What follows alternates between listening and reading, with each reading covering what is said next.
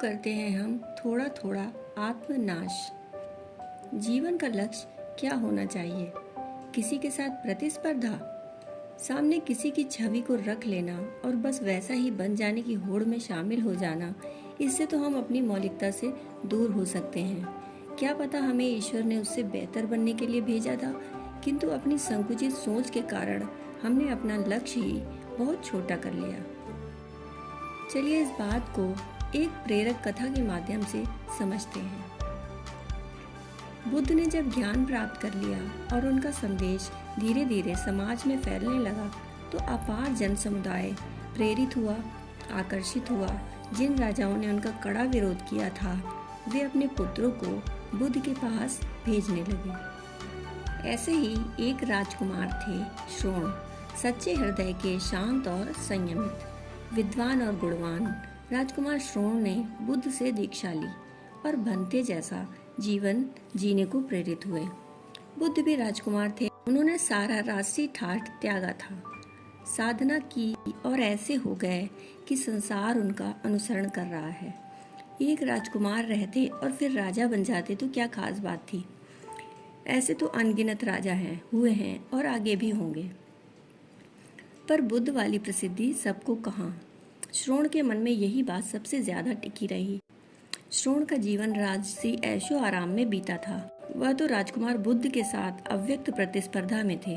यही सोचकर श्रोण कठिन तप करने लगे। तप को इतना कठिन कर दिया कि वह सीमाएं पार करने लगे। 2-3 दिनों में एक बार थोड़ा कुछ आहार लेते, फिर लगातार साधना में लीन रहते। यही उनका नियम बन गया था। परिणाम यह रहा कि बलिष्ठ शरीर केवल हड्डियों का ढांचा बनकर रह गया। शिष्य चिंतित थे। उन्होंने अपनी चिंता बुद्ध को बताई। श्रोण अच्छे सितार वादक थे। बुद्ध 2 सितार लेकर श्रोण के पास आए। एक सितार के तार उन्होंने बहुत ढीले कर दिए थे, दूसरे के तार बहुत कसे। बुद्ध ने श्रोण से कहा, आज मुझे सितार सुनने की इच्छा है, क्या मुझे सितार बजाकर सुना सकते हो? श्रोण तो सहर्ष तैयार हो गए। बुद्ध ने उन्हें पहले ढीले तारों वाला सितार दिया और कहा, यह जैसा है वैसे ही तुम इसे बजाकर सुनाओ। श्रोण ने सितार पकड़ा, लेकिन तार ढीले होने से स्वर ही नहीं निकलते थे। श्रोण जैसे सदे हुए सितार वादक से स्वर ही न फूटे, यह सोचकर वह शर्मिंदा होने लगे। श्रोण जितना प्रयास करते, संगीत का रस उतना ही बिगड़ने लगता। झुंझलाहट में श्रोण ज्यादा प्रयास करते और माहौल उतना ही असहज हो गया।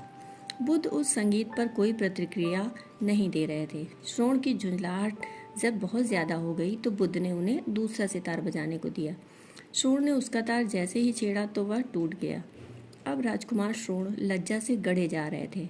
बुद्ध ने कहा, श्रोण, तुम्हारे सितार वादन की प्रतिभा की हर तरफ प्रशंसा होती है, लेकिन तुम आज अपने गुरु की प्रसन्नता के लिए नहीं बजा पाए। श्रोण, कमी तुम्हारी वादन कला में नहीं है, कमी इस सितार में थी। तुम्हारा जीवन इस सितार की तरह है। राजमहल में रहकर तुम्हें विलास की आदत थी, इसलिए मन से ज्ञान का संगीत नहीं फूटा। मानसिक शांति और ज्ञान प्राप्ति के लिए तुमने तप की राह चुनी। तुम्हारा जीवन दूसरे सितार के जैसा हो गया। तुमने इसके तार इतने कस दिए कि बहुत से ज्ञान को तो प्रवेश का रास्ता ही नहीं मिल रहा। विलास और अनिवार्यता में बड़ा फर्क है। हम जीवन को कई बार ऐसे पैमानों पर कसने लगते हैं जो व्यवहारिक नहीं है। जाहिर है कि हमें जल्दी ही पीछे भी हटना पड़ेगा और फिर हम उस लक्ष्य के लिए दोबारा सोचने में डरेंगे।